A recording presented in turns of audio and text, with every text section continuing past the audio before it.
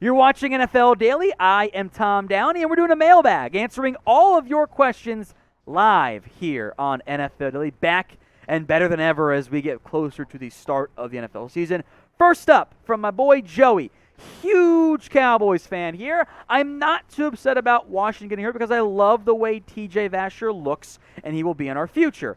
Also, how is Trevon looking? It's been quiet for me. For me, Trevon Diggs, it's good. They don't throw at him that much. I'm not worried about Diggs. Honestly, I'll make note, cornerback-wise, Anthony Brown's been balling for the Cowboys. I am optimistic about TJ Vasher, but I think the receiver depth is still a big-time red flag for the Cowboys. Roger Moore. Should the Cowboys pursue Teven Jenkins for right tackle? I think every NFL team that is not stable with a proven, obvious, long-term answer at right tackle should at least explore what's going on with Teven Jenkins. Because it is unusual for a top 40 pick to be on the trade block a year later. That almost always means there's something bad going on. But if you're a team like Dallas potentially or a bunch of other ones, you should explore that and go, okay, what's going on here? So the answer might be medical attitude. He's just not a good player. If that comes back negative, okay. But you owe it to yourself as an organization to at least kick the tires on it as far as I'm concerned. From Juan Hernandez, Deshaun Watson suspended for a whole year, but 6 games is BS. So I think the way the arbitrator and the judge ruled was based on the way that the code of conduct is written, I can only do 6. I can't go beyond that based on previous examples. On one hand, I appreciate the attempt at consistency. On the other hand, is this really the letter of law example to go by? I'm not sure. I think in the end, the NFL was damned if they do, damned if they don't. If they overrule the judge, well, then it's them going rogue, and we don't like when they go rogue, unless when we think they're making the right decision. So there's a lot to unpack there. In the end, it comes down, at least for me, for this. If you think Lamar did it, 6 games is nowhere near enough. If he's innocent, 6 is too many.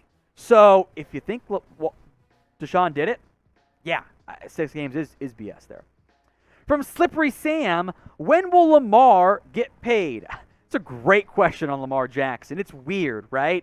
That Lamar Jackson, he should have gotten paid before Kyler Murray. He's better than Murray. He's more proven than Kyler. And despite that, I think perhaps because of Lamar's own patience to not get a deal done, he's unsigned long term. And when he gets signed, it's going to be for a lot. The quarterback market only goes up. Only goes up. Saw it with Dak Prescott. Saw it with Derek Carr twice now. Seen it with Matthew Stafford. He was once top 5. We've seen it with Russell Wilson. He's due for a new deal. All these quarterbacks, rising salary cap, number keeps skyrocketing. Guaranteed money keeps going way up. I mean, Kyler did not get the Deshaun Watson fully guaranteed deal, but he got a lot of it guaranteed, with or without the weird, class clause. But it is surprising Lamar is unsigned. I think the Ravens want to get it done, and I think they should want to get it done. He's a great quarterback. But what do you think will happen? Will Lamar Jackson sign an extension with the Ravens before week 1 of the NFL season? Make your predictions. Y for yes, N for no. This will be our pinned comment on today's show, so if the ad break comes on YouTube, take advantage of it. Head down there, type in Y for yes, N for no. From So Nice, NFL team with the most top fantasy players. I think the Bengals stand out. You've got Joe Burrow, Joe Mixon, 3 quality receivers, and a potentially quality tight end, Hayden Hurst. You're looking in particular, I think, at teams with a bunch of good wide receivers, so that does kind of complicate things here in the NFL. But the Bengals jump out to me because you can start Higgins, Boyd, and Chase pretty much every single week.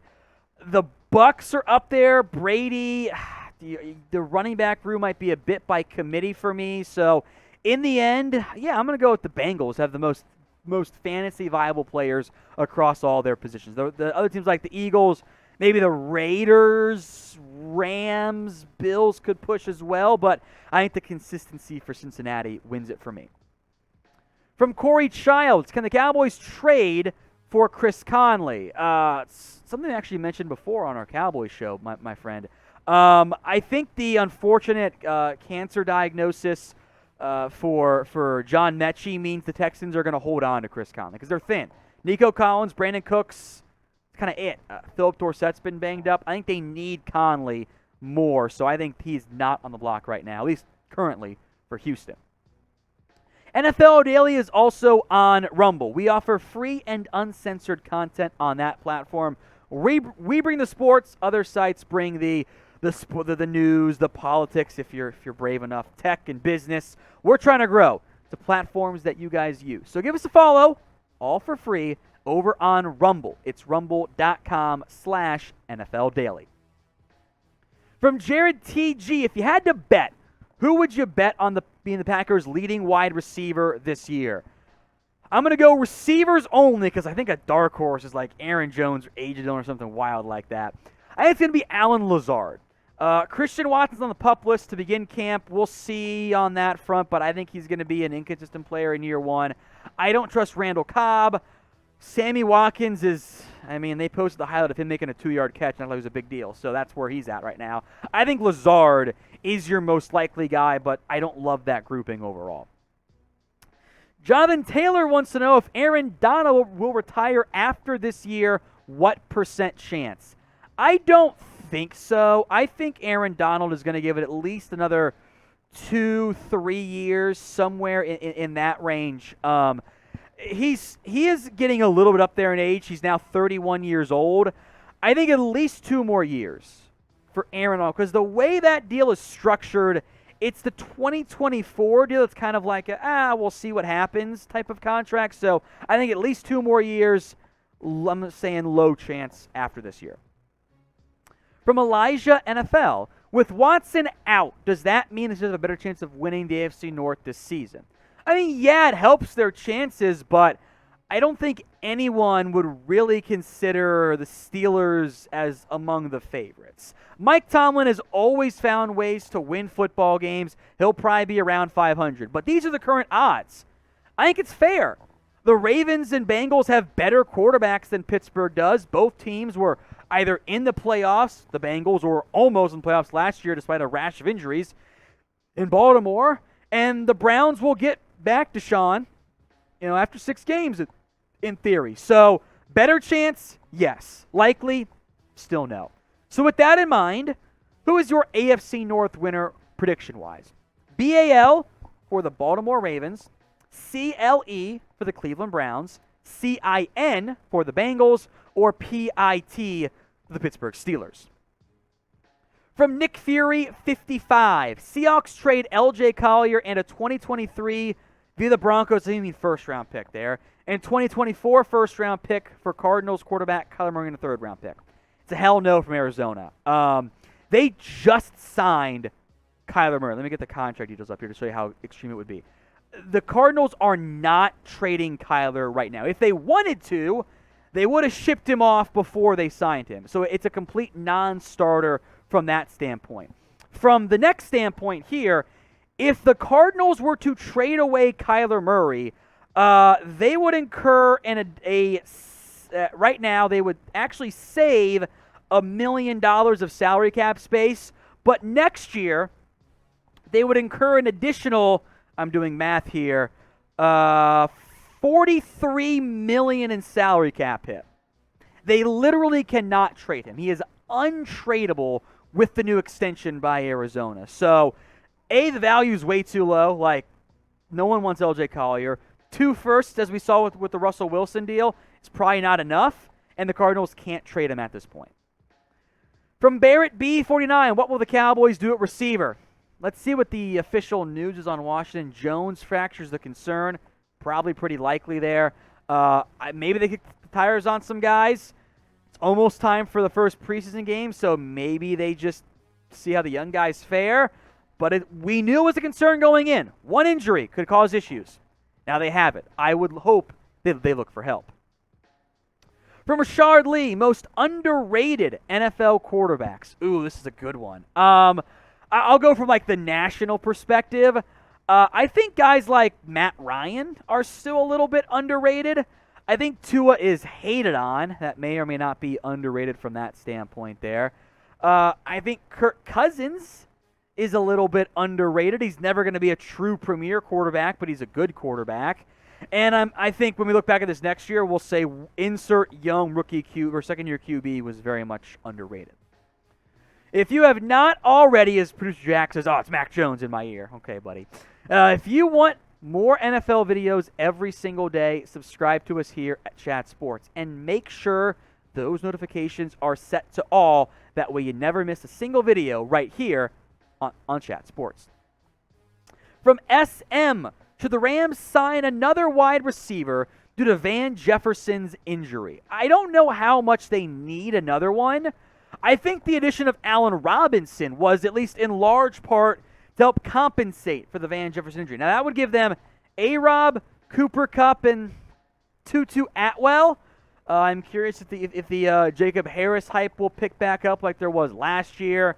I think they would like to sign Odell Beckham as well.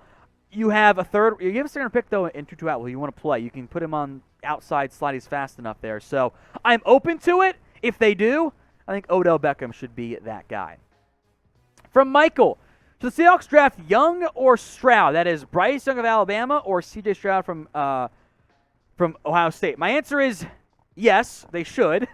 It's in terms of which one, also still yes. I wish that Bryce Young had C.J. Stroud's body. Young throws off his back foot a lot. I don't love the footwork, but he consistently makes plays. Like, he's he's a gamer and a baller out there. Stroud's got better size. I think I lead towards Stroud. There are, of course, concerns for both guys. Young is undersized. Stroud has benefited from an elite receiver core around him, and, he didn't hold up very well in the cold against Michigan. I would say if you get one of them, you're in good shape there. From Lucky Falcons fan, more likely to be in their respective Rookie of the Year race, Drake London or Arnold Ebiketie? I think it's pretty clearly London, right? I grabbed the odds, by the way, of the current race, and somehow Kenny Pickett is the leader, which I disagree with. Beyond that, London's your betting favorite. Then Burks, Wilson, Hall, and Watson. There is no obvious rookie QB, since Pickett may or may not and probably won't start Week 1. Because of that, I like London to be a very real front runner for NFL Rookie of the Year. Who do you think will end up winning Offensive Rookie of the Year for the 2022 campaign? Drop that name for me in the comments section right now. Let's talk to Alex Arnold now, a super chat. Top 6 rookie dynasty football players in order. So you know what?